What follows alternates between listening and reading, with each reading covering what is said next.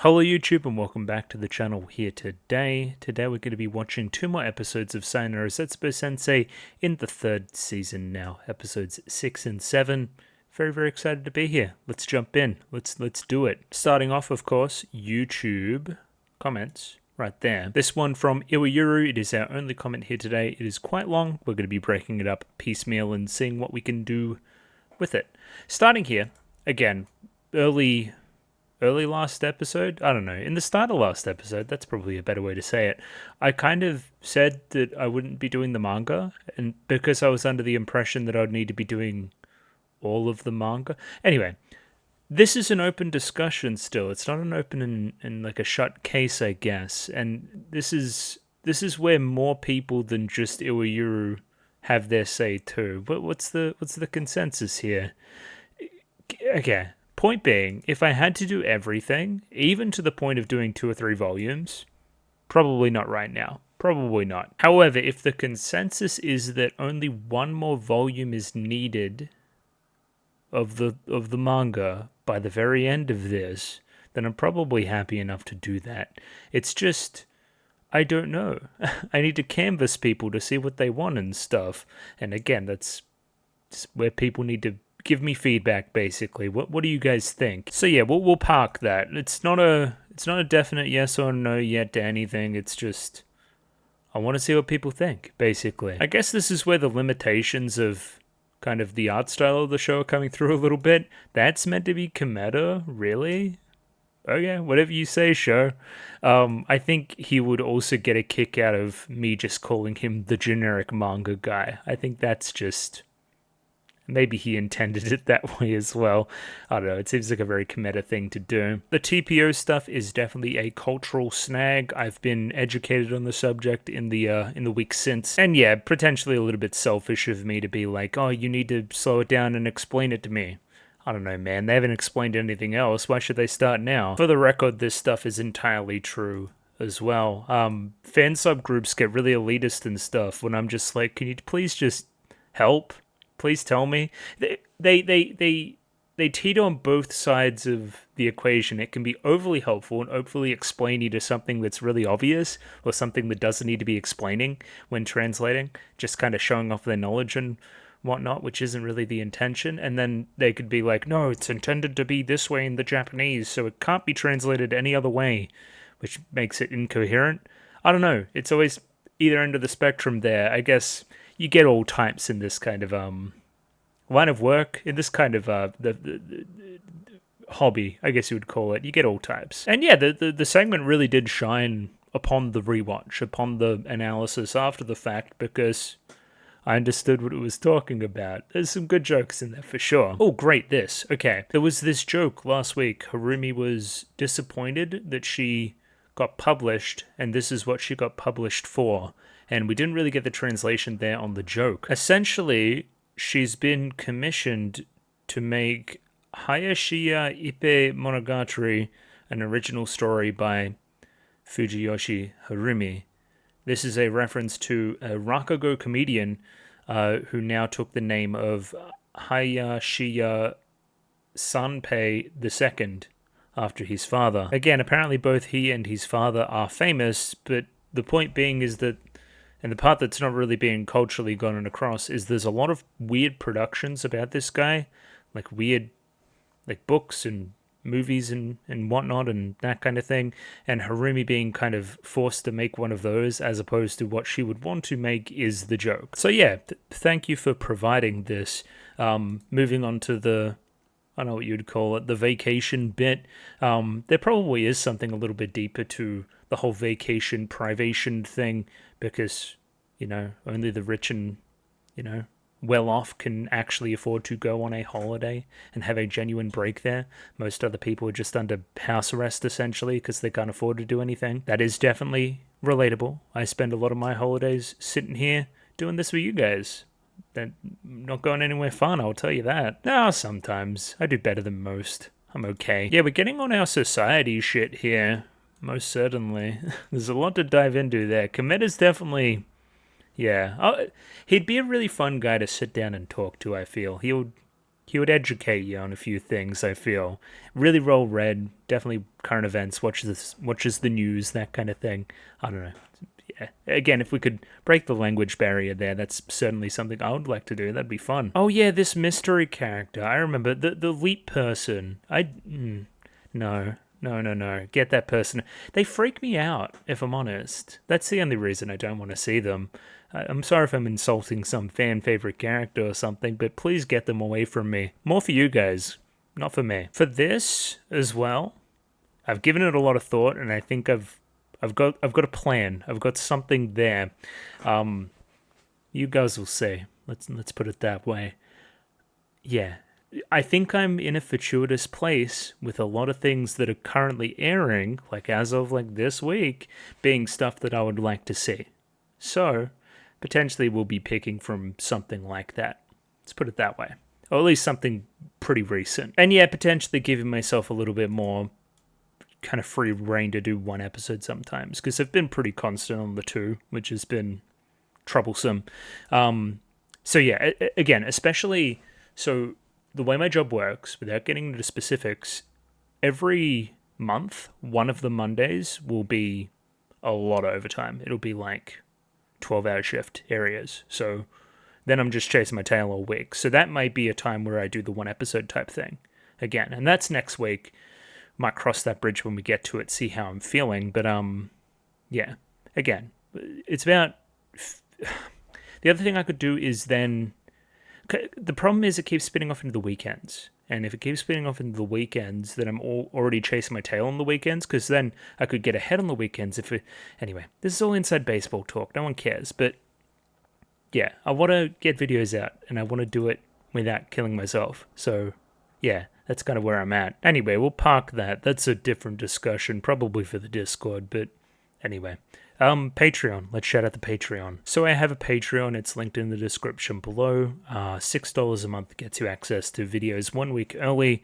The new Sayonara Zetsubou Sensei stuff will be up there ready to go right now if you want it. So go get it, I guess. Many people have, up to and including Mickey Babbers, AJ, Bananarama Hama Damasama, Capella, Chibiribi, Copley, Dapper Dwarf, Ed, Fancy Question Mark, Fleur Nightingale, Fruit, Fusel, Gloria Tenebrae, Glyke, Greybeard, Guanal, Gus N, Hans Peter, I'm Mildly Anxious, Ika, Yaku Yavden, Chummy Boo, Joran, Kosogtha, Kelvin, Clem, Nosta, Cot Begemot, Lick H, Lou, Marco-san, Mistake El Chen, Molly Weinberger, Mr. Maniacs, Aussie, Parnick, Pencil Shop 333, Ronlad B&K, St. Lily, Sam1373, Skeleton, Tentacle Member, Waifu Overdose, Without a Net, Yuki Ali, Zach, Akumensa, Binshi, Voodoo Chili, and Aiden O'Brien. Thank you everybody for giving me money. I enjoy the money.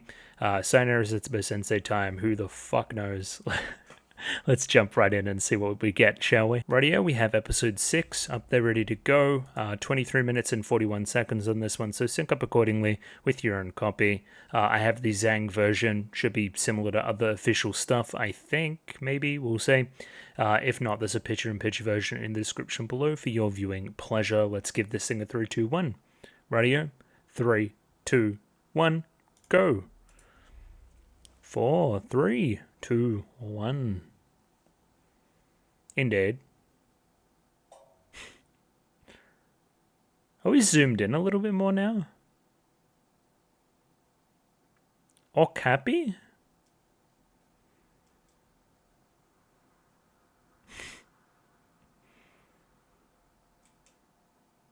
Not annoying at all.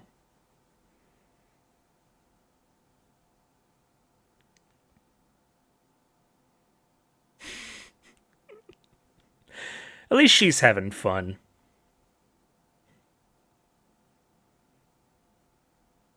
Sakana?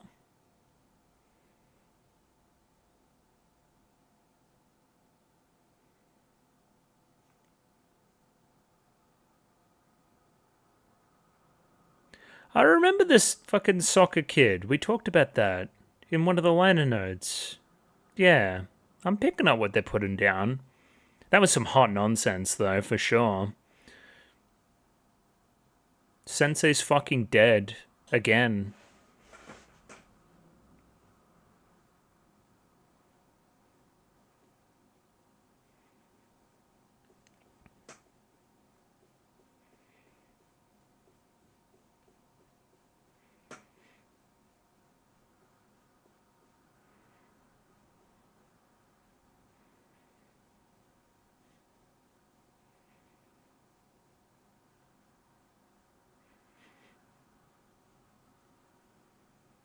Still doesn't rip as hard as Roomba, unfortunately. It's good, though.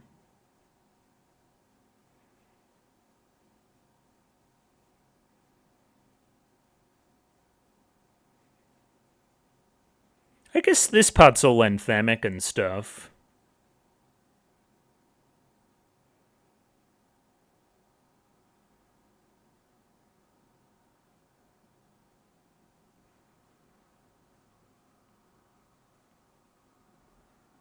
I'm a bit far over.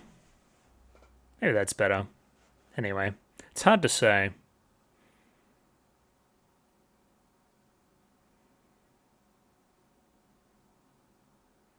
Okay, Kirikomori, tell me a tale.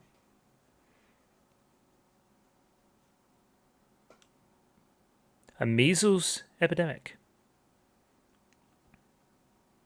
Isn't it a thing with kids a little bit more? Healthy Harold?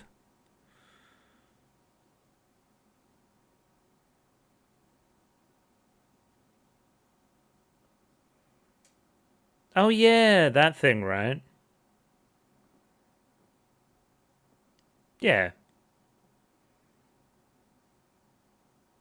Is measles and chickenpox the same thing?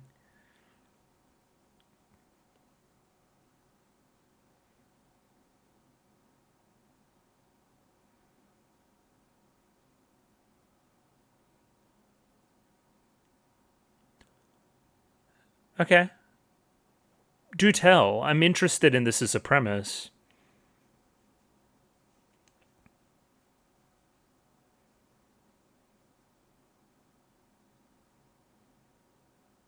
Huh.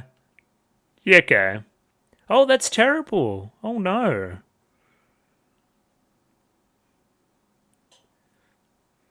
He's fucking obsessed with the Nintendo DS. This is... I like this as a premise. I'm actually into this.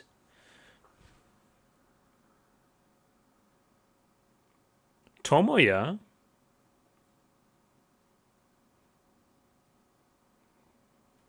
See, Clanad's tame by today's standards.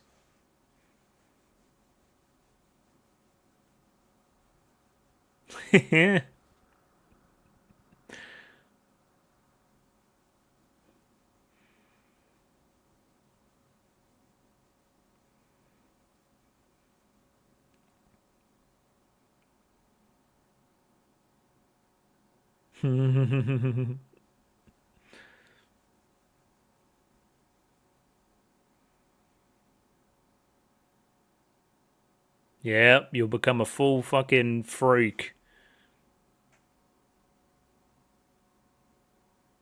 Ugh, not the high five meeting.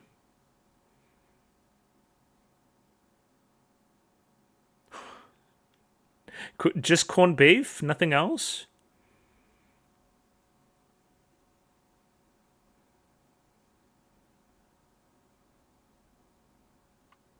Explain. Meru?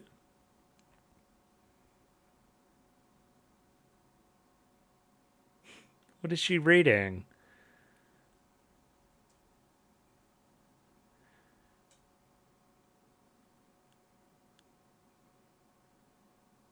She's reading some bullshit?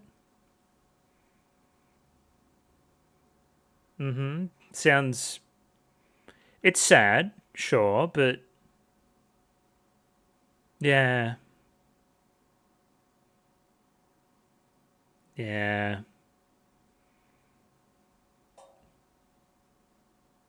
I don't know. I'm not one to undersell anyone's emotional reaction to something, but it's not exactly groundbreaking.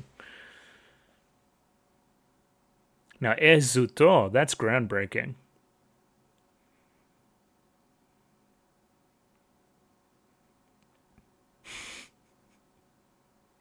Yeah, not okay when you're bigger. Don't.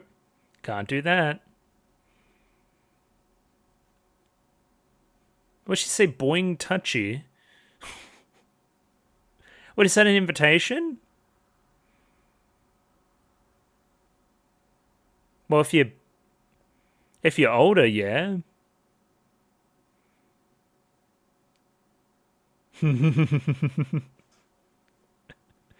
Oh, no.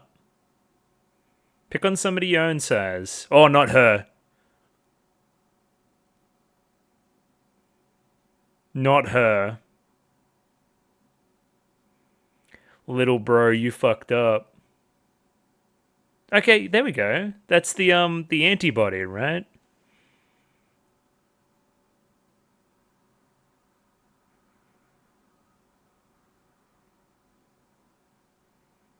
He got his little vaccine.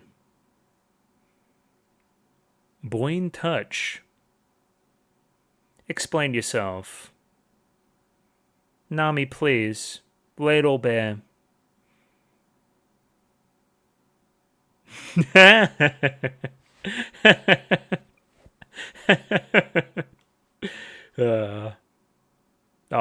don't think anybody does.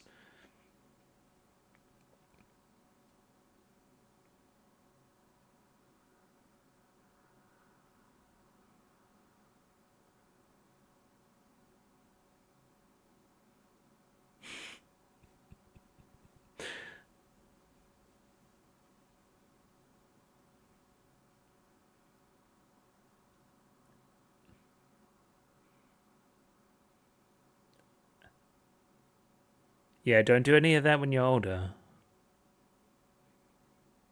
Yeah, that goes for you too. You're old enough. Who the fuck?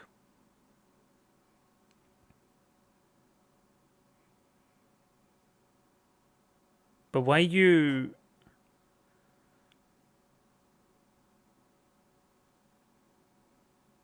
Not the classroom to do that. That's just Kafka, though. Yeah, forgive it. Forgive. Chill.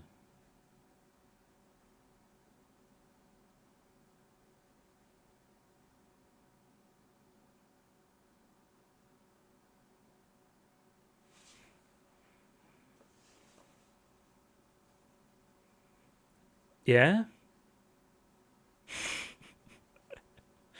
Okay.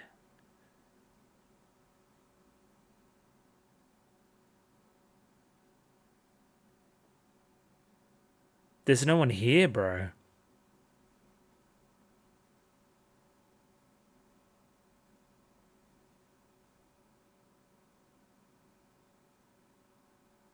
Yeah, no. No, no, no. Oh, Komori's pissed.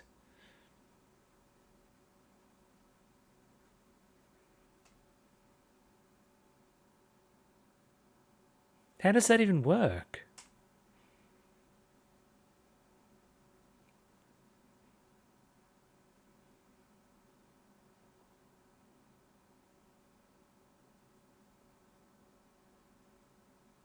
What the hell is Meat Doll? Oh, okay, I get to know.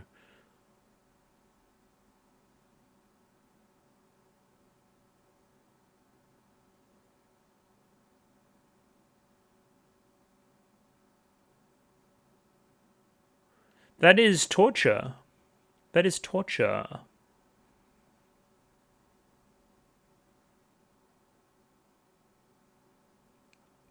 That's like letting the birds pick at them whilst they're still alive. Kind of torture. Okay. Are we saying something political? That was shown 5 times. 6. Ora? Ora! Okay, she's based? Yeah, mega giga based.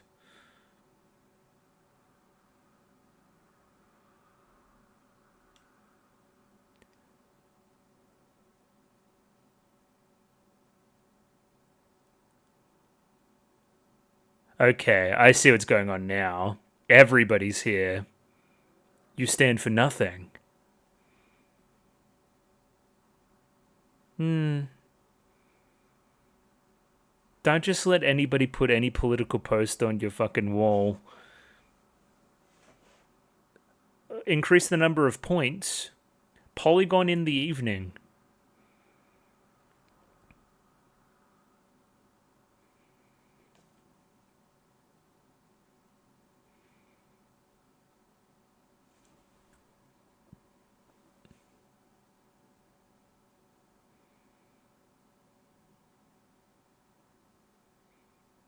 Oh, this is an interesting line to take.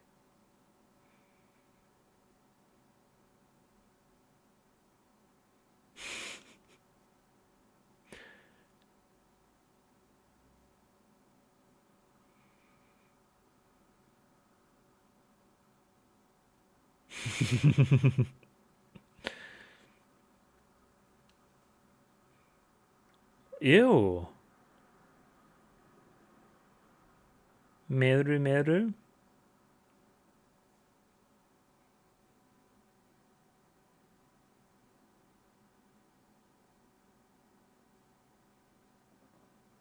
Yeah, okay, I get that. Yeah, see, that feels nicer.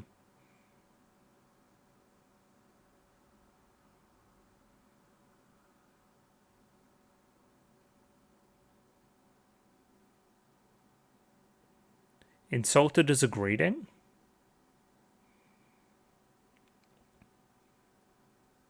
I don't loathe you.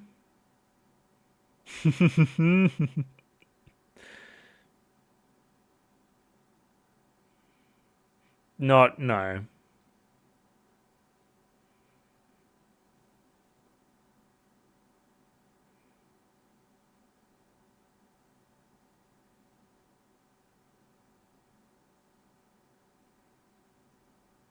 Oh, she's always getting scammed.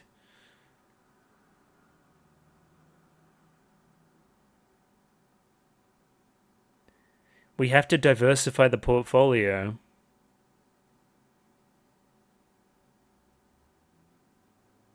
Yeah, no. Gonna need to fix that up. A lot of hexagons. Explain. But if it's some kind of love polygon...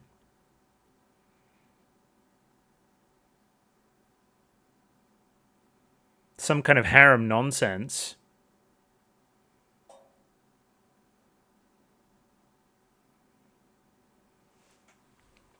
Okay, we need more in the love polygon then.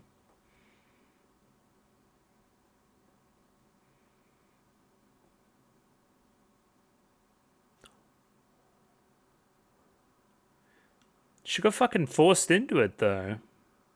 Everyone's getting pushed. She has a husband.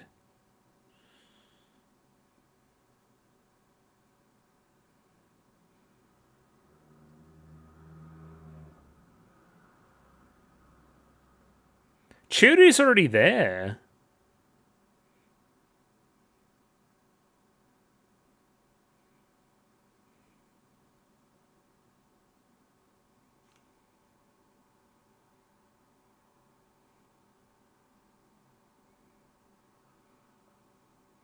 She's full of the fucking references. I don't think, no matter how many we add, it's not going to help. What is she doing? That's a cool shot. Who the fuck? Okay, the same person. Same person with different eyes. Her, like, daughter.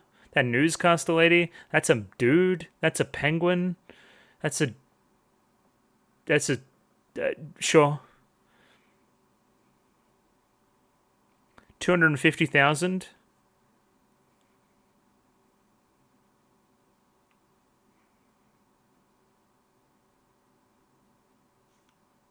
I thought she was like dragging a buster sword or something, like some kind of like guts type weapon. Of course it's a shovel. The punctuation still is really good.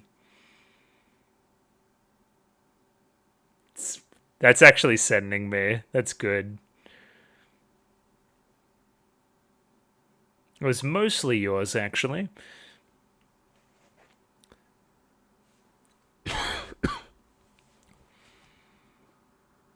Ah.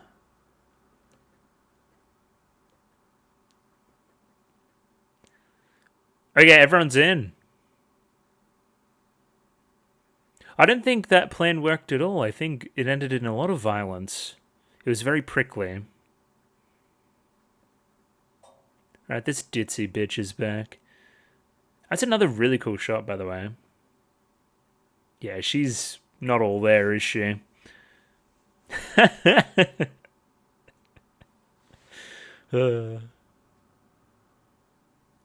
She's a magnanimous girl. Now, we were up to something. Is this through life?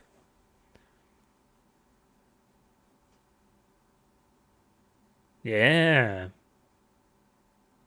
We're at the fucking supermarket. Alright, we're doing that thing again.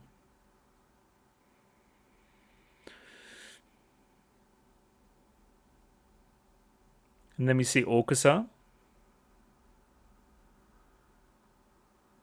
Just ignore people being bad. Sketchy.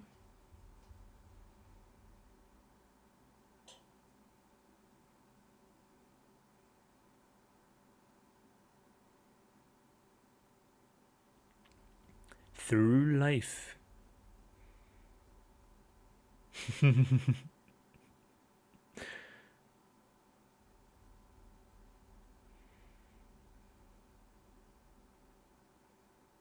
Tabun daijoubu.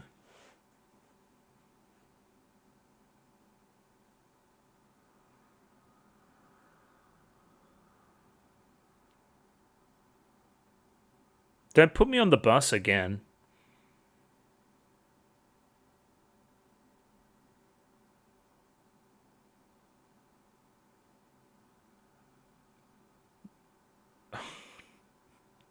Well, it's hard to see him. I don't know. He doesn't matter. He doesn't count as a person. It's fine.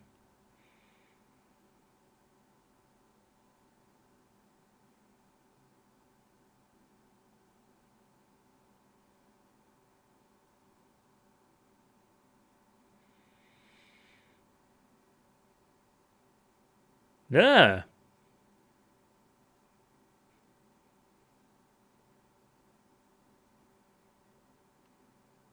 What? Oh, yeah, I mean, I knew that one. She doesn't want people to know that one, though. Why was that scary?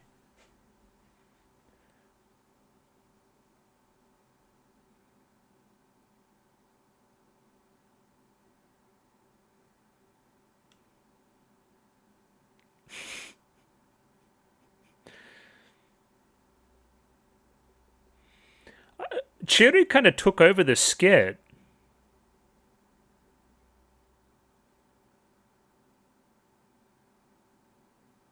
Oh, did I, though? That's crazy.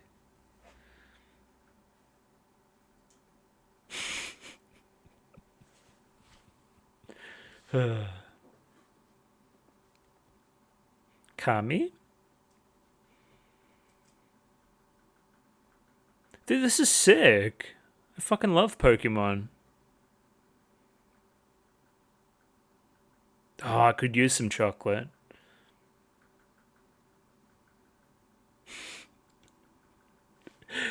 Her in like the kimono and the hard hat is very funny. Oh. Don't get me started on pulling the rare cards and stuff. Gotta catch them all. I wonder where the fuck that goes to next episode. What are you talking about?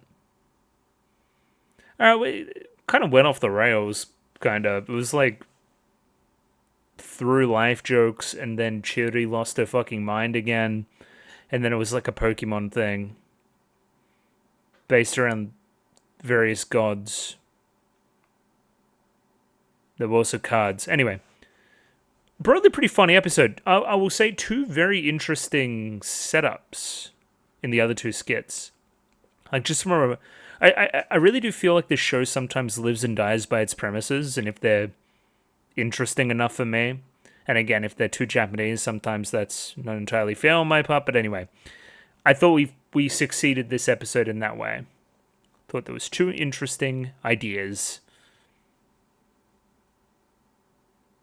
Like kind of exposing yourself to a little bit of something early in life so it doesn't turn into a problem later. That's clever. It's very clever.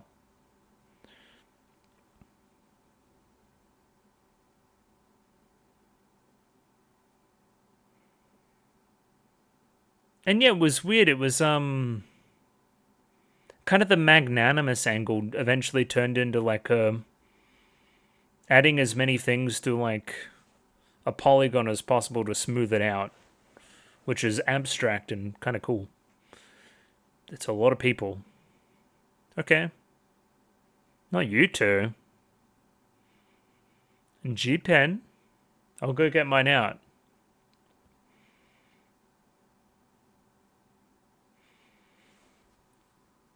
Even now you're still doing the punctuation too. That's crazy. Big candy.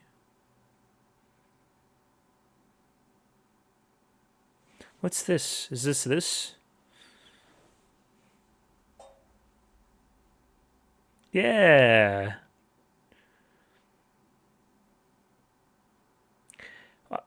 That's some bullshit on the fucking right. I don't know what's going on there. No! It's not. That's not what you drew. You were lying to me. Oh, that's cool. Yo. And yeah, we'll jump straight into episode 7. Rightio, episode 7, up there ready to go. 23 minutes and 40 seconds on this one. Sync up accordingly with your own copy, picture-in-picture version in the description below. Let's give this thing a 3, 2, 1.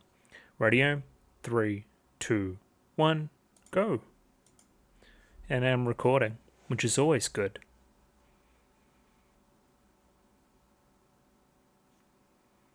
A director.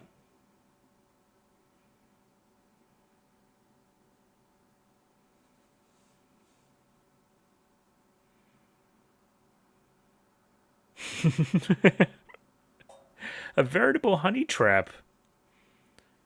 Oh!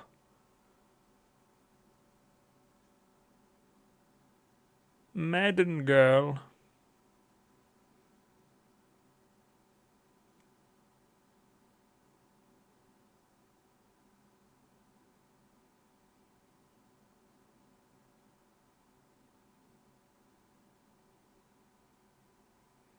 What's covered in syrup? Paris? That was some absolute fucking bullshit. But I liked it. I don't know. Now that I know those segments are kind of just like... I don't even know how you would use to describe it. They're just kind of throwing shit against the wall. It's a little bit more charming. Just kind of let it go. Just feel it a little bit more, you know? Live and let live.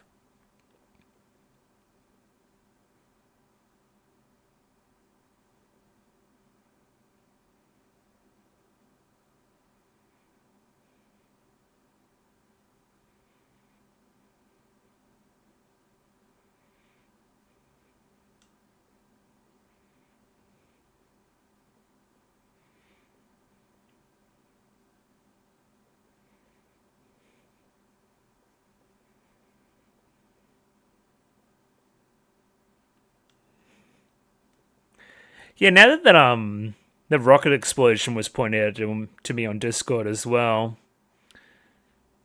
can't help but feel a little bit brutal. I don't know.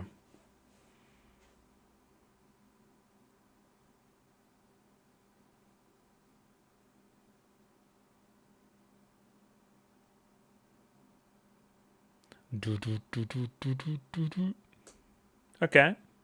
Autumn. Autumnal. Cheery. You can tell by the hairline. Oh! Off of this one? Just not a thought behind those eyes, huh? She's been here the entire time? Do androids dream of electric wives?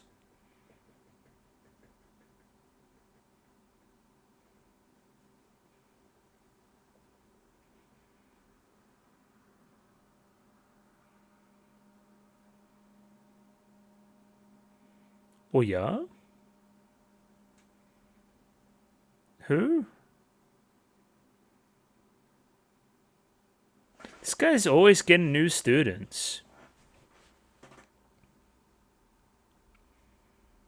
Kekko desu.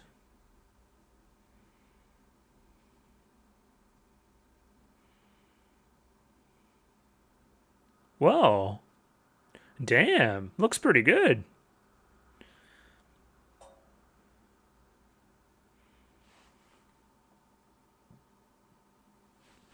Oh. Somebody just flicked the switch. He's shooting his bold beam to fucking sully your meat.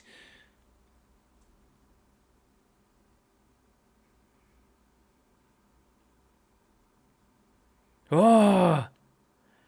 Your ass got scammed. I didn't even think of that.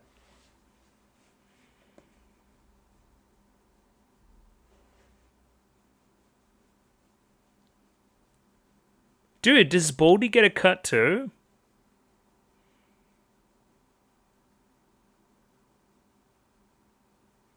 Hopefully, but yeah, Baldy got a cut.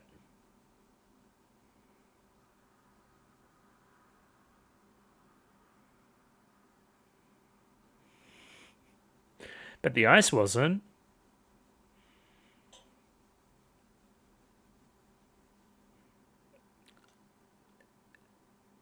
No.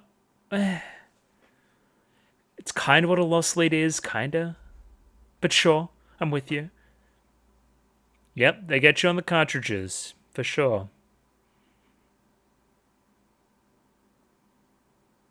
Don't get me started on grocery stores. Those rotisserie chickens. They'll get you in the door.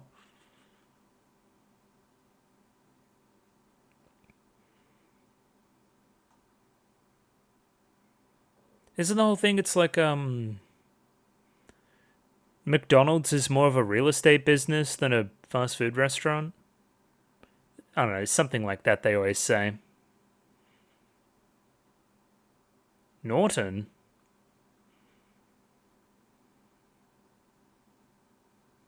Yeah, antivirus software too, bro.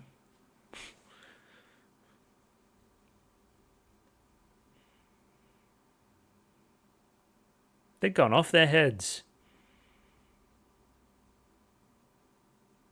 What happened? What did you do, Majiru? Oh. Never wasted.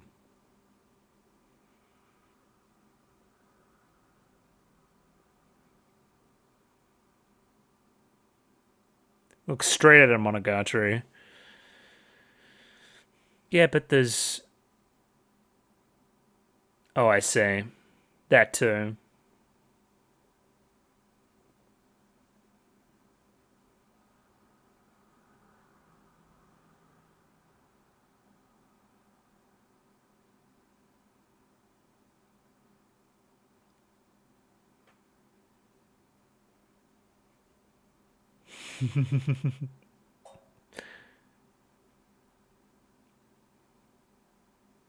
I've never seen these, like, scam artist characters before. Oh. The voice acting there was really fun. But what are you doing?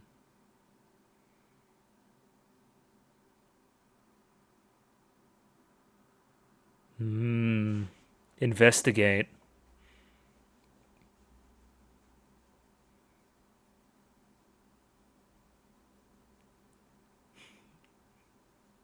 Who would want that?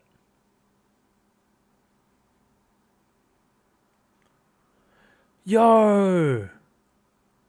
Robo Sensei's here. The pose there's kind of cool too. Is it giving Evangelion again? Maybe a little bit. Or maybe, Maybe a little bit more Ghost in the Shell, maybe. Not that I've seen it.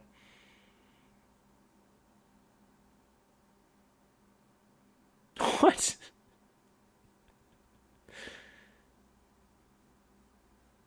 Die, Robo Scum. Oh, wait.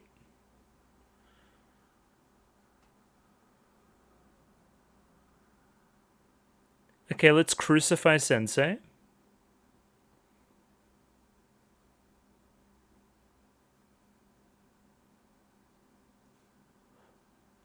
Like a Bond villain. Oh, oddly relevant.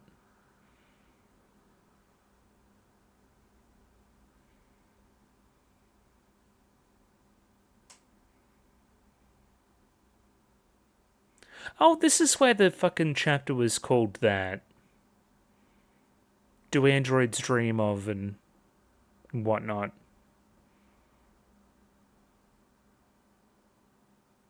What are you planning?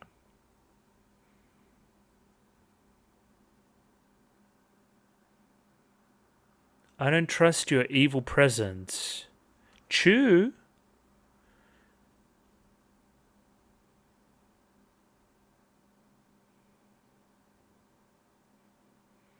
I think that's what most robot creators are into, I think. If you're in robotics, you secretly want to do your like robot dudes, right?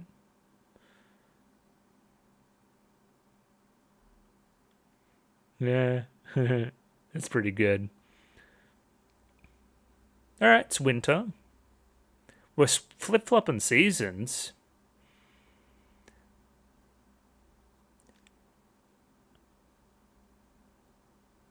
I can't relate. It's been fucking cold here.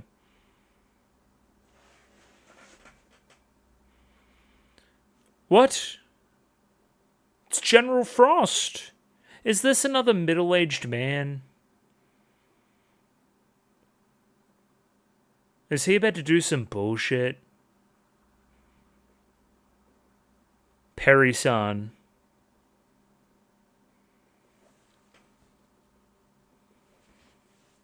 Oh, educational.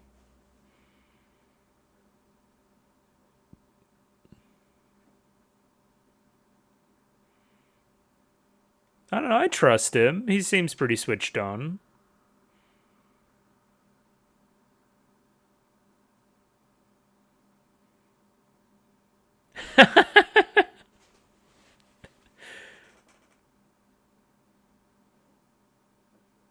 I don't care.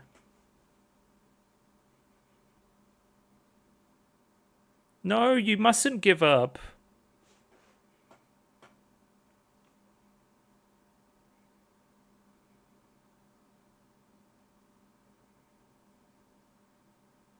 What are you questioning his abilities?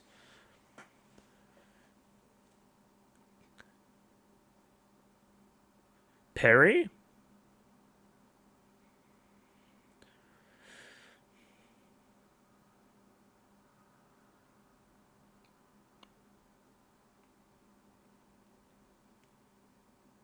Oh. What?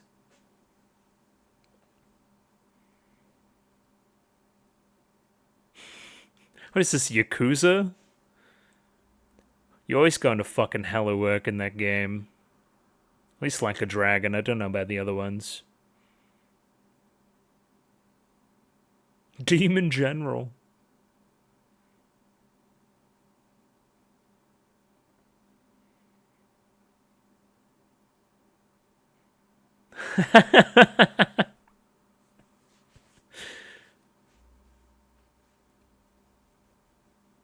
What is this bit? This is crazy. What are we doing?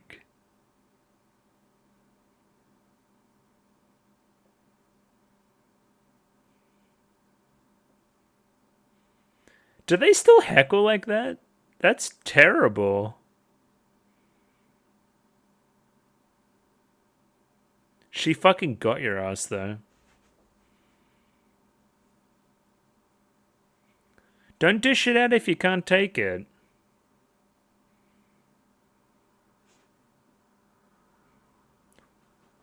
Yo.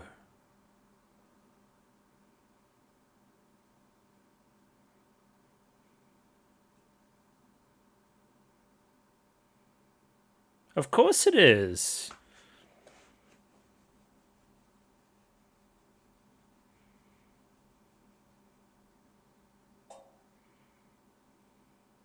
How the fuck did she do that?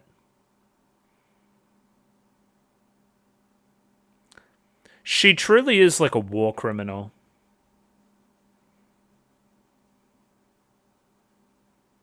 Okay, he's lost the helmet. You can get away with it these days. Koi? Well, this guy's into fish?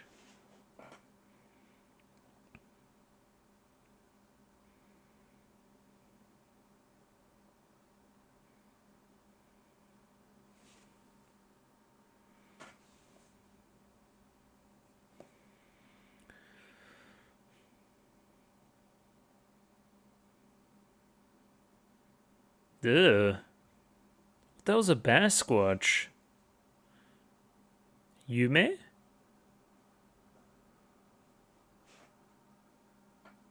Shogun.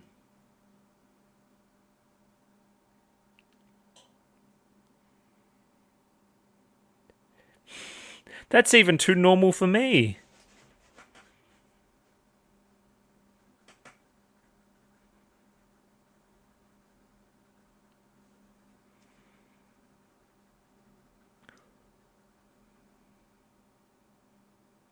Metabolic?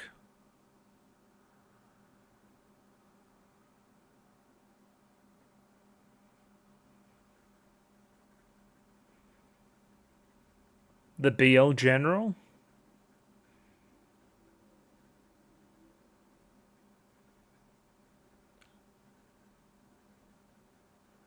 What would you want to be?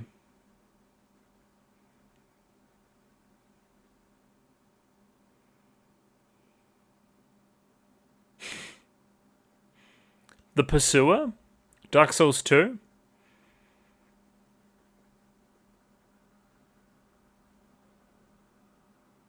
Besieged... Yeah, that's good. Cause it's like that war kind of theme, yeah.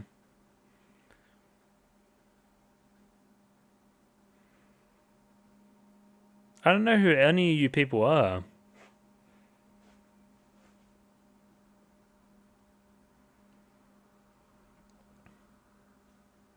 No, don't jump!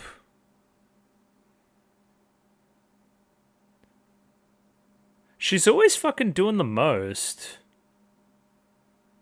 Earthquake Shogun? What is this, fucking Dragon Ball? What the fuck?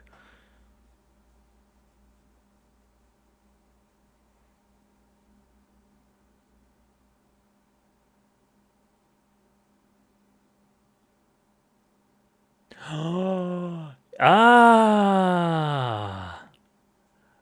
Of course. Because titles are very important. Come on now. The Eminence in Shadow?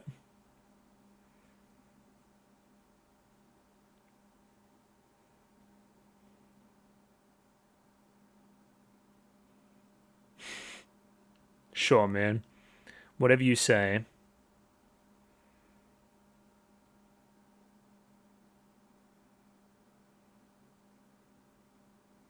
Oh.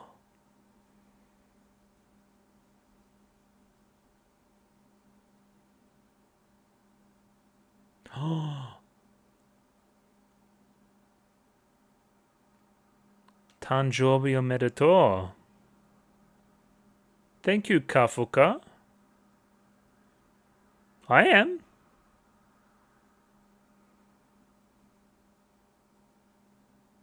It's a surprise, I muttered hollowly.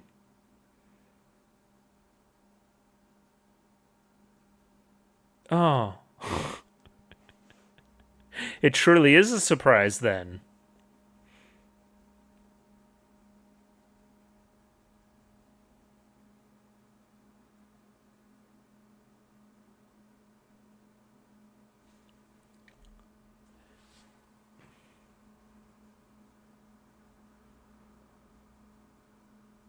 Oh, so we took that to heart. Gotcha.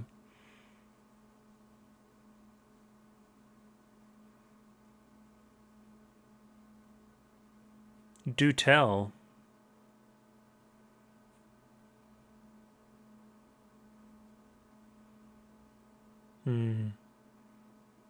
Not even normal, just annoying.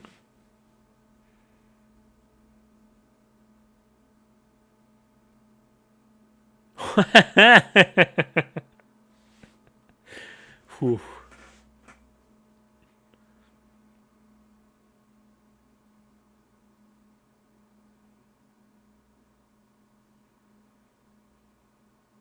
That's a terrible surprise.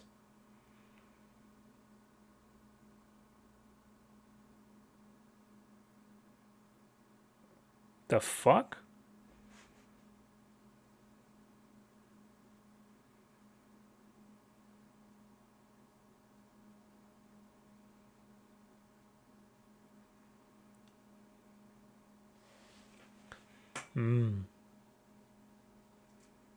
You can still... I don't know, I was surprised. What is that face?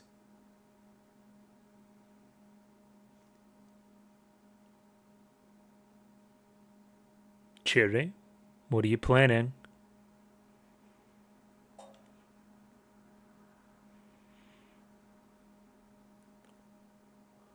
Did she headbutt the wall?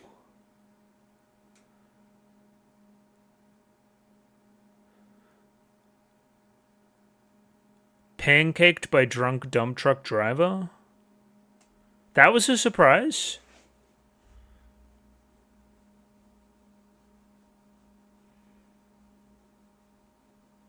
She's really into a raw meat.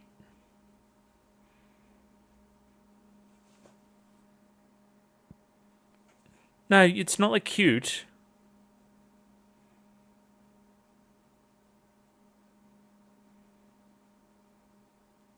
G. Ah. You can do that? Is she a wizard?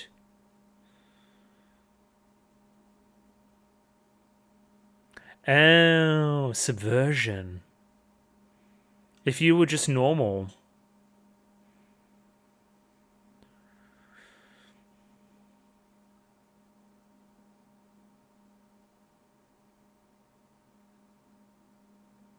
Oh.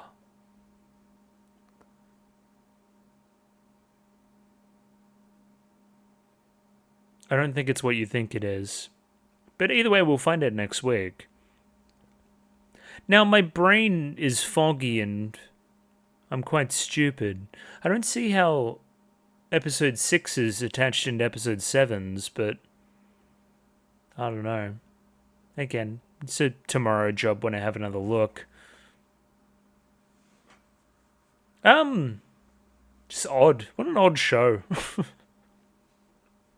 I don't know, man. Last per minute we're up. I was chuckling. Cherry's a menace. I don't really get the General Frost bit. There must be something a little bit lower, like underneath it, that is where the funny is located. Because just saying like blank and then Shogun, I mean, it's funny enough. It's just like not crazy. I don't know.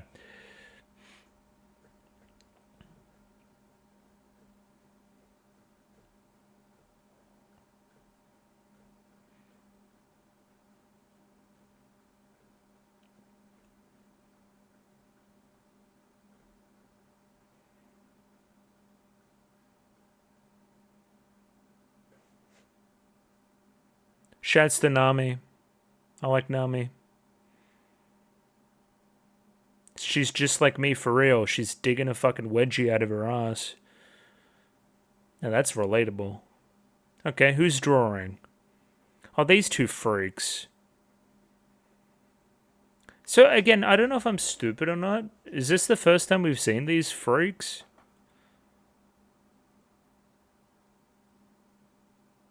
They're just scamming.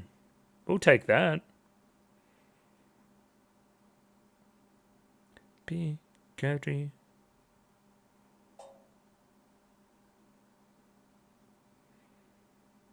I like how everybody has a different interpretation of what the lyrics are meant to mean.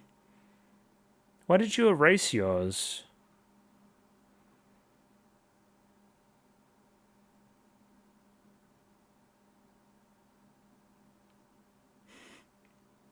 They each had many different goes. Oh, Yui Hori. Shoutouts. Whatever you say. Sure. Yeah, that was enlightening. I don't know what you'd call that. Yeah. Tomorrow you'll see me again. I'll talk about these episodes some more and all that. So I'll see you in a second. And we're back. It's the next day. Time to put together whatever the hell happened in those 2 episodes into some amount of coherent thought. 2 things to start. 1, I've been enjoying these sections after the reactions themselves quite a bit for actually slowing down and understanding the jokes a little bit more. Turns out, hey, this thing's quite funny. And again, the pacing probably suits a little bit better if you're not going through a language barrier. Again, potentially that's some amount of the reason why the manga's as good as it is as well, right? It gives you time to slow down and actually think about the jokes as well a little bit more. Again, you're attacking it at your own pace rather than letting the pace be dictated to you. Maybe that's why I'm vibing with these latter sections a little bit more. And this one's probably the main point. More than anything else, I'm finding that as we continue, these skits are living and dying a little bit more based on how strong the initial premise is a little bit. Again, not that it's ever straight up bad, but if I don't understand or can't at least relate on some level to the concept we're getting at, we kind of get nowhere with the skit in my opinion, and then it just kind of spirals and doesn't really do much for me. Because I'm content enough to say that this thing's pretty formulaic here at this time. Again, Sensei's going to present some kind of weird esoteric idea out of nowhere, out of left field, that's broadly pessimistic in nature. I don't know, despair-coded, whatever you wanted to say. So mostly him, but a character will present an idea like that. Then we'll go through myriad examples. Kafka will show up. She'll present the alternate view. It'll kind of focus in on a character, most of the time Chiri, and we'll go for a little bit of a violent ending to the skit or some other kind of weird resolution, some kind of reveal there at the very end, some undercut of the drama of the skit, blah, blah, blah, blah, blah.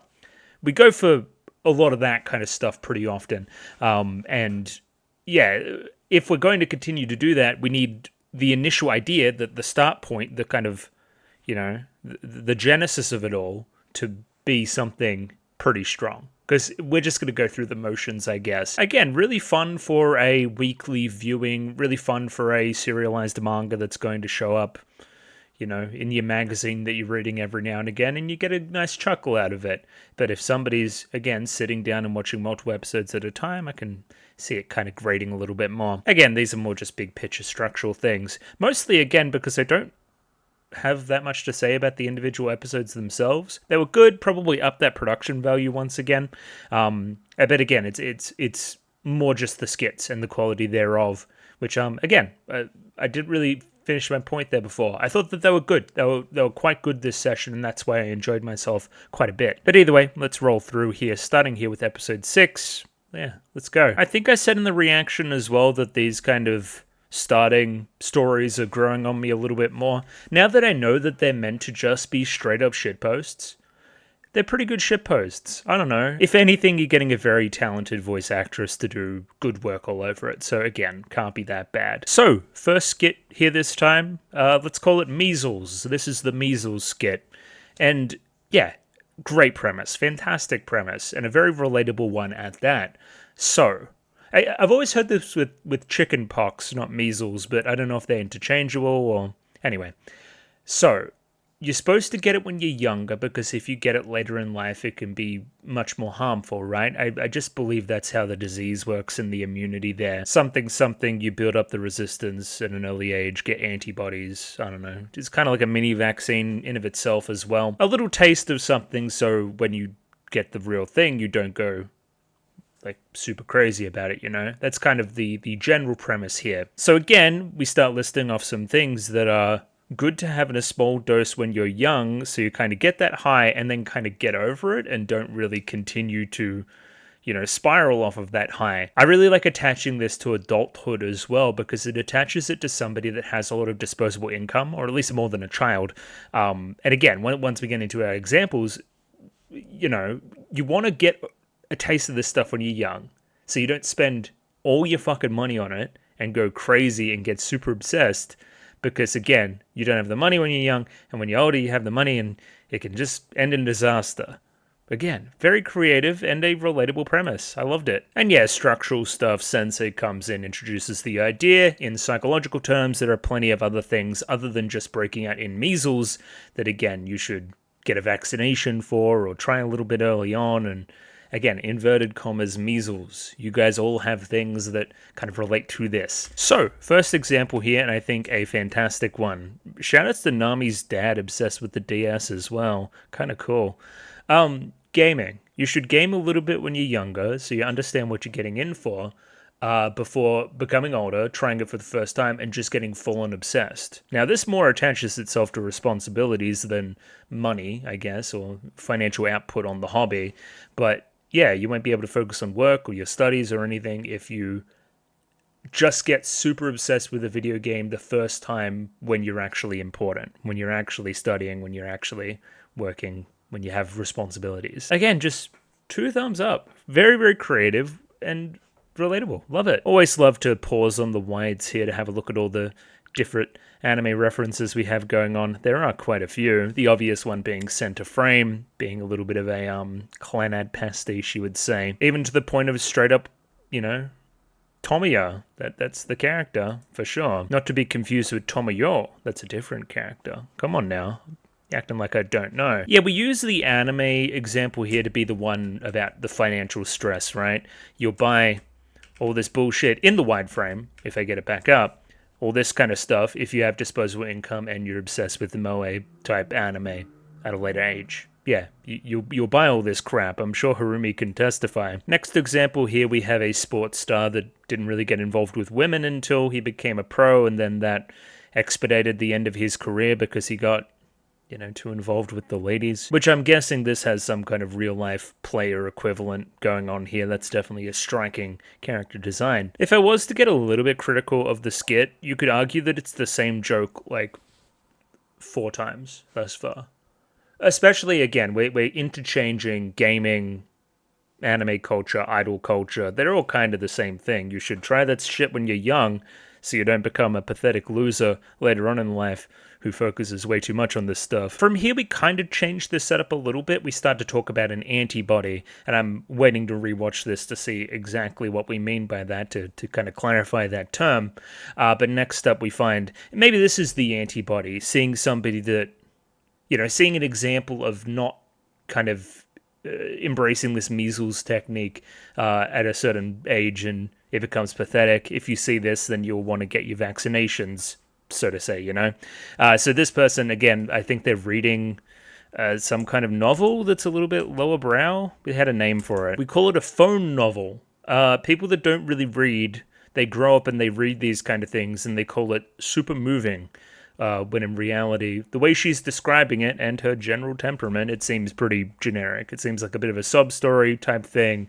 Somebody's dying of a disease, about the most generic sad thing you can think of, and she's bawling her eyes out. Again, not to say that you can't have good content with somebody with a disease at the center of it. It's just, it's well-trodden ground. It's not exactly groundbreaking. So again, expand your horizons when you're younger, become a little bit more well-read, have a bit of a literary background, and you won't fall victim to such phone novels. We spin off here to talk about crimes, little petty things that you can do when you're a child that you won't really get away with when you're older. That was come on, dude. So ding dong ditch, prank calls, skinny dipping, writing on people's walls, which is just graffiti, I guess.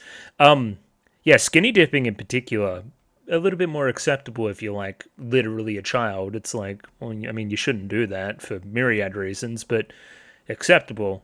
That's just, indecent exposure, and you'll be imprisoned, fined, heavily fined, I think. This is when we get our ecchi on a little bit. Even then, not really. It's more just in premise alone. We do a pretty good cheery joke here. So, hey, Majuru, The measles in this example is booby poking, of course. If you don't get that stuff out of the way first and, be a little rapscallion that goes around and flips skirts and does all that kind of stuff, you can't do it later in life. You may become obsessed. You may become some kind of pervert. Hey, Majuru, it's your time. You have to implement this kind of thing. The first person he sees and does it to is Chiri. Bad move, buddy. And then he gets that shit beaten out of him. Another specific part of the joke is that you should start with smaller breasts as well, which again, Chiri takes umbrage with, and again, that's mostly the reason she tortures him, which is another fun subversion and a nice twist on the joke. Even if it's, again, generic anime boob MV joke, but yeah, it is what it is. Your mileage may vary. This was another really fun one. Nami here, right? She's saying that she wants to die. Fair enough. We've heard that a few times in the show from different characters. Again, it's good that you're getting this out of the way now, Nami, compared to somebody else who may still be doing it in his adult years and it may be a little bit less acceptable. I don't know, it's just throwing shade. It's pretty good. Now, all these episodes later, I'm still a little bit confused on the Okusa joke. Is she just like poor? Is she being like coerced? Is it because she's like a housewife and she's doing like shady shit to try to make money? Is she in debt? There's lots of stuff going on there. Again, you need to do this kind of stuff early in life, some immoral business practices, so you don't grow up and start doing it, before which she turns around and starts doing said practices. Yeah, again, just some clarity there would be nice. What actually is the joke there? Can we explain this freshman student that walks in and confesses to Sensei? Yeah, it's just Kafka. What's the point? I don't understand. Yeah, that one's a little bit weird. So then, yeah, part of the argument there would be, okay, did Kafka do that for a reason to try to get at Sensei? Because then he would explain it away as somebody young having a crush on a teacher as a kind of measles, something which people should get when they're younger so they can get over it later. That is a kind of commencement of this arms race to all kind of get the measles in question, which is confessing to Sensei, falling in love with Sensei, all this kind of stuff. At which point there's a measles party where they're all trying to get infected and they're all over Sensei, whilst Majuru actually has measles himself. Like, take a step back to the very beginning. Is that all Kafka? If so, for what purpose? That's a little bit odd. So yeah, and then next day, nobody's in class. They've all got measles. It's been cancelled due to measles. I forget you. It's bad. I forget your name. What is your name again? That's bad. I gotta look that up. Of course, chat room, it's Chie-sensei. She walks in, checks on the classroom, nobody's there. They're all too busy getting measles, baby. Getting all hot and heavy with Sensei. Another really fun joke is Komori getting really pissed off that everybody's here. Normally at home, this is her alone time with Sensei. She feels her territory has kind of been trodden upon. I don't know. It's just nice to see her sulking a little bit. It's a different side. Are we going to talk about Chiri and Meat Doll? A game which she used to play when she was younger? By which I mean, you kind of get raw meat and put it over somebody, string them up, and then you let them sit in the sun and let the birds pick at them? What? That is a medieval, like, torture method. It's creatively cruel. I don't understand. Why is she so fucked up? Again, Chiri's weird. She has kind of two jokes. One is to get super obsessive and ultra-violent, and then the other one is to be orderly. And I don't see how those two are particularly congruous, but it's funny, so we'll take it. But what a fascinating character. Next skit now. This one's about the polygons, right? And the different sides. Anyway, let's start off with this character who's very magnanimous by letting every single campaign poster in an election or every single political movement put their poster up on her property. I like this work as a beautiful joke because, again, it's kind of buoyed by us kind of walking in between everything, kind of in between all these cuts, but we see it like 5 or 6 different times. It really gives the impression of just kind of walking through a neighborhood and then continuously seeing the same poster over and over again. And yes, very clearly, I'm not breaking anybody's kind of brains by telling you this is leaning a certain way politically, and then you see other ones later which are definitely not leaning this way politically. You don't stand for anything. You just let anybody put whatever message they want on your property. That's not magnanimous. That's airhead. That's stupid. That's what I would say. And her name is Aura, Maybe I should look up this name as well to see what the pun is. Yeah, as we continue to scroll, there are many, many different posters here. Some for political parties, others for maid cafes. Isn't this the guy from that one manga? Oh my god. Yeah, there's just a bunch of shit here. And then, yeah, this character. Okay, so this character here. Aura. Are you the same character that was the leap person? Is that what we're getting at? I believe it is. Again, if the red kind of ribbon there is the only kind of indicator, you didn't seem particularly kind of overburdened with intelligence either. Like, I'm guessing it has to be you. So my question is this. Was this chapter with the leap person the introduction of this character in the first place? If so, that is brilliant. I'm talking the manga, right? If not, it's still brilliant in the anime because we've kind of brought this character in at the 11th hour, basically, and said, hey, they just kind of snuck onto the show, and then using them in the very next episode. Like they've always kind of been there. Kind of like that leap second. It's just here now. We don't really get a say in it. I don't know, I think that's really, really cool. Anyway, this is all just a setup for Sensei saying his point, which is to increase the number of points, right? Okay. This one will take some explaining, so bear with me. We're talking about points insofar as like a polygon, right? Okay. As we move from like literally a line to a triangle to a hexagon to an octagon to a whatever the fuck to a circle, getting as many different points as possible, it smooths out the edge and creates a more palatable person and opinion of a person overall. You basically dull away any edge that a person would have that would make them interesting to talk to, and again, they just become an acceptable, perfect person that's very magnanimous and, again, doesn't really stand for anything, especially if we're using our politics as the example. Now, let's talk about a person up here. This would be a one-eyed political proponent or something, right? Just using politics as an example, right? You would either lean super far one way or super far another way, or, and again, that would make you'd butt heads with a lot of people because of it. Again, compared to somebody like Aura, who is like this circle down here.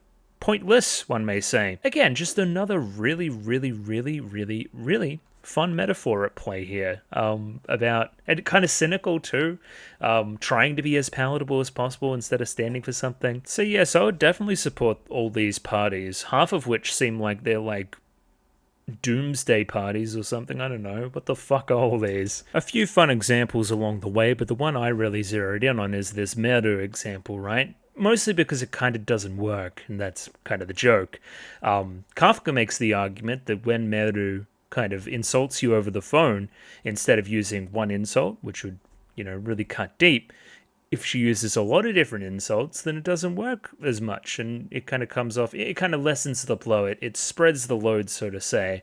But no, it doesn't work that way. I'm still getting insulted 6 different ways. Yes, each individual word may hurt less, but they're all one singular point. And again, this is part of the examples, or part of the structure we run into with the second half of the skit here. Harumi's here is a great example of what I'm talking about, right? By adding points, society won't loathe me anymore. Therefore, I'm going to add more points. But every single point is just a different BL story that are kind of delineated by a letter.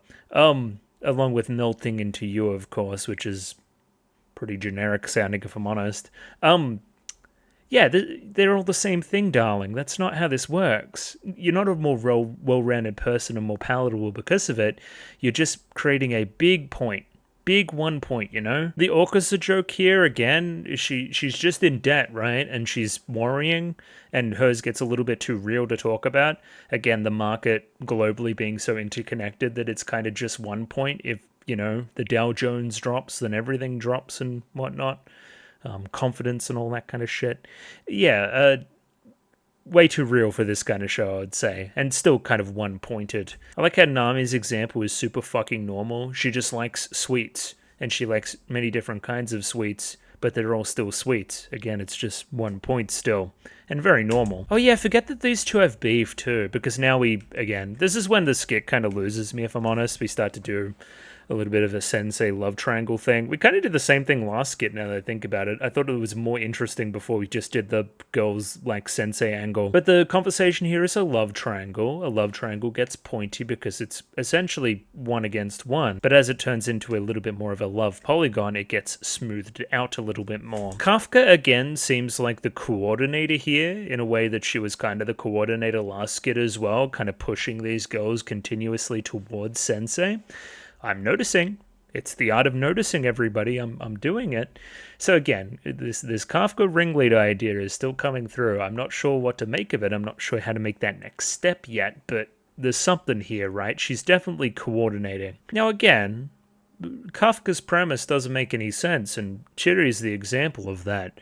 Just because we add more romantic rivals doesn't make me any less angry, doesn't smooth anything out. We don't have any more common ground because of it. There's still only one guy. If anything, it's more competition, and she freaks out because of it, right? And again, the answer from Kafka is to just double down. We need more and more and more and more points, and only then will we calm down a little bit more. This was one of the really fun shots I was talking about. Few production delights this episode. Kind of the zoom out from there, along with the flourish on the arm movement. Just really fun. And yeah, Sensei's up to his 53rd point. He's going to save the world. World peace will reign supreme. But again, doesn't work that way. We have the supervillain over here to make sure it doesn't work that way either, with her shovel of death. Another really fun detail here is we're continuing to use the punctuation during this sequence where she's slowing down her voice and trying to sound intimidating and stuff.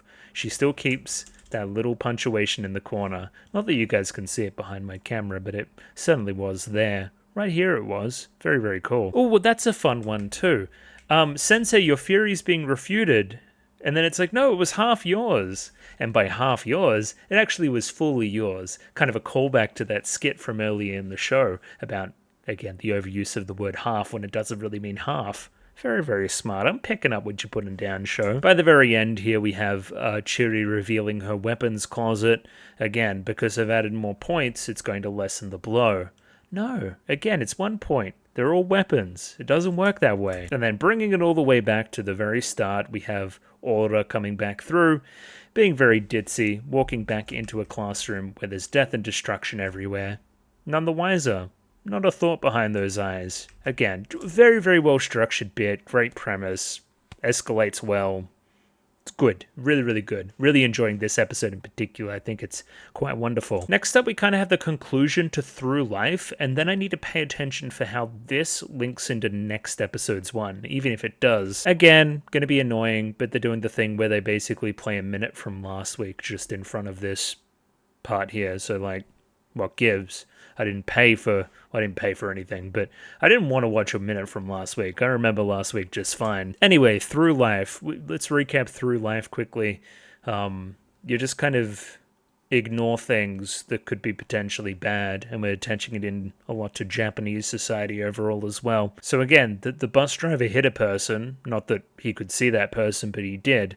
And Meru and the the bus driver both choose to ignore it. Again, they're living a through life. Specifically, that's a drive-through. But great. Fantastic. Once again, Chiri has lost her mind. Instead of living a through life, again, specifically the grocery store connection there from last week, where she was annoyed that you couldn't tell where anything came from, who it was produced by, all that kind of stuff. Because again, you wouldn't need those if you're living a through life, and if you went to that particular grocery store, you just wouldn't care. You'd just kind of continue on. Chiri's not the type to do that. She then starts putting these stickers all over everything. Basically, so we can see who made everything. Even people. We're going to put people's parents on them. This one's fun as well. Harumi's face just being straight on the front of some BL nonsense. How embarrassing for you. This poor kid here too, on this picture of my parents, you got my dad wrong?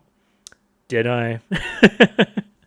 Did I, kid? Oh, buddy. But Chiri, we're all people of God, says Kafka, which is another curious line. Yeah, okay. You've taken Chiri's stupid bit and you've taken it to the nth degree, and then you start to put God things on people, and they're all associated with, like, trading cards or something. These God stickers came with chocolate bars, and now I'm going to put them on you, and you got to catch them all. I don't know. It's kind of going off the rails, but it's funny. It's interesting, at least. I don't know what that is either, but anyway. Sure. Yeah, so we're selling chocolate and there's trading cards. I don't see how that spins off into our next segment, really, but what do I know? I don't know anything. Now, this was curious because this next skit kind of continues from the end of the last one, which again had to do with the class turning on Sensei because of all the different girlfriends he had and the many-sided polygon of the relationship that he had with them, and kind of Order here just zoning out and not really focusing on it. But that's what I was confused about, because again, this is very similar structurally, but then we don't reference that bit at all. Like, is this just a different instance where you are spacing out and not being particularly interested in something? Yeah, kind of a week's passed, and we're all kind of over that, I guess. Because there's still, like, blood on her desk. Odd. Sure, fine. I think we also imply that Sensei has been tortured that entire time as well. Potentially we're coinciding this with, kind of the next chapter in the manga as well, because then in universe it has been a week since I've read this last, if that makes any sense. It's like he has been tortured for 2 weeks. It's pretty good. But no, instead we spin off into this weird skit about how Sensei falls for a scam set up by these characters whose names escape me. Of course we have Nedu Miko. Yeah, and Maruchi Shoko. Shoko and what was the other one? Miko. Shoko and Miko. Sure. So, they have a convoluted scheme going on here. Let me explain. Okay, you walk past the first party. That's Miko. She's got the fucking ice. The ice is worth 10,000 yen. That's $100 ice. That's a lot of money. Ice certainly isn't worth that much. Very much not. No. Get away from me. I can't believe you'd sell it for that price. Then we have Shoko, right? Who is selling a prime A1 piece of meat for $5? It was 5,000 yen. Sure, $5. $50? Oh no, excuse me, it was 5,000 down to 500. Yes, it was $5. Yeah. Which of course is a bargain. But no, there is another threat afoot. We have a bald man. Asui is here, and he is shining his bald head on this piece of meat in particular, channeling the solar rays from his bald head directly onto it to the point where he would need ice to make sure that it doesn't spoil. Now again, just taking a math, here, right? It would have been an outlay of $5,000, or not 5,000, 5,000 yen, which turned into $5, which turned into 500 yen, that ended up being 105. If that makes any sense, because of the conditions they put you in. I don't know, I'm breaking it down because I really love how convoluted the scheme is and how they're all working together. It's just A1. These people even work with Asui. I guess they can see that he has a natural advantage when it comes to this particular role. Either way, this just serves as the setup for what the premise of this skit is, and that's a lost leader. Now, I wouldn't particularly call what we describe here a lost leader, more just, I guess it is. It's something to get you in the door, which is what a lost leader is, but I don't know. Lost leaders are less insidious than this. For me, I always attach this kind of stuff to like the subscription model, which is essentially the gym membership model where you'll get something with the best intentions and then hardly use it to get the value out of it. They're essentially, selling you a pass to something, and the onus is then on you to find the value in it, which of course people aren't going to do. I don't know. It's all just scams. It's scams that don't look like scams initially. The classic example here is printers. I'm happy we bring it up. Printers are pretty cheap. You know what's not cheap? The cartridges. And you can't use just any cartridges. You have to use the specific fucking Philips cartridges or the specific LG cartridges or something. I'm telling you, as somebody that purchases for a rather large business, these things are fucking expensive. Yeah. It's a scam. It's a big scam. So is this just Norton antivirus as well? Because isn't the thing that antivirus is kind of a scam as well? Like, just overall, it doesn't really do that much. I don't know. And especially, again, if you have Windows, then it comes with some stuff already there. I don't know. I'm not much of a computer guy, but I'm sure I've heard that from somebody, that it's just kind of not even worth it. Again, this is the whole thing with insurance as well. You'll get insurance, right? And then if you choose to deviate away from the insurance, then they'll be like, but what if something happens? Then it won't be here. It's like, and that kind of fear is what perpetuates you into continuing to spend. It's not great. It's not a great model. It's almost borderline predatory, you would say. I like how both Sinetsky and Komori here kind of do the bit in tandem.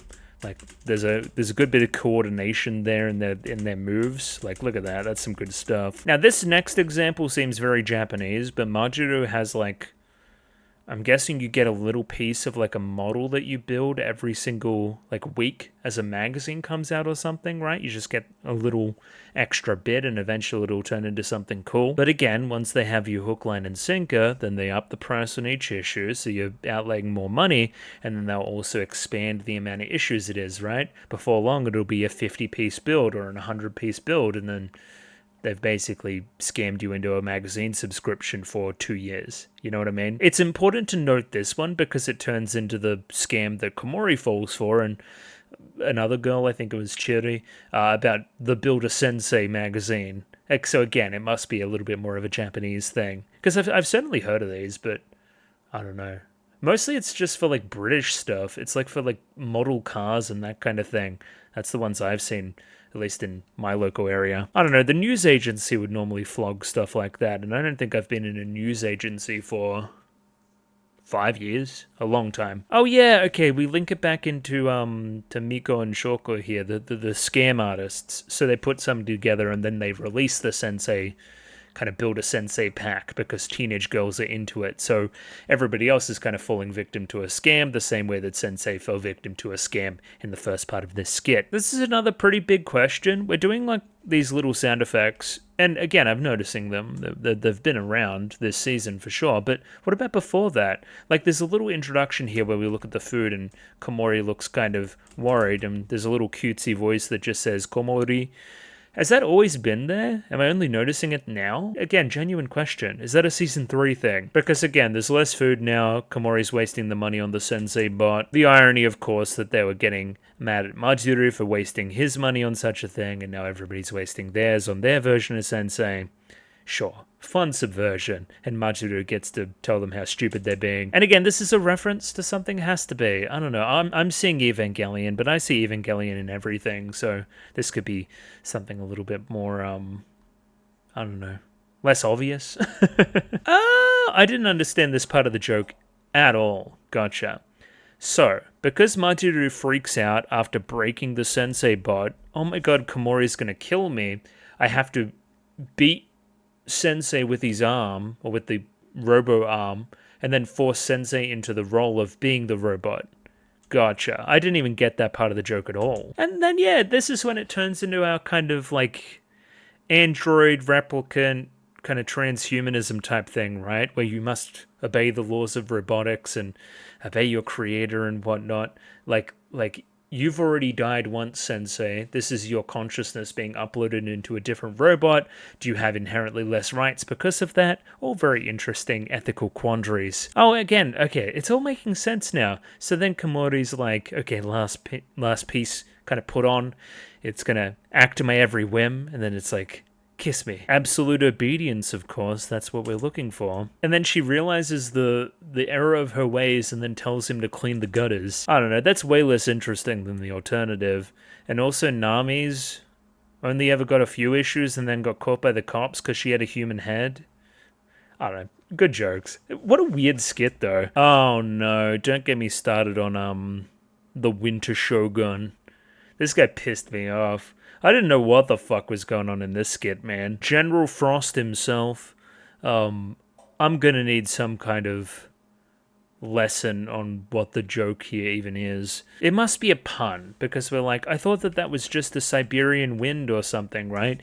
And again, it's specifically kind of about Japanese geography as well. I thought it was the Siberian cold air mass. Siberian cold air mass, a low-volume dry air mass that lingers over Siberia as fall turns to winter, one of the frigid zone continental air masses. Thank you for the education.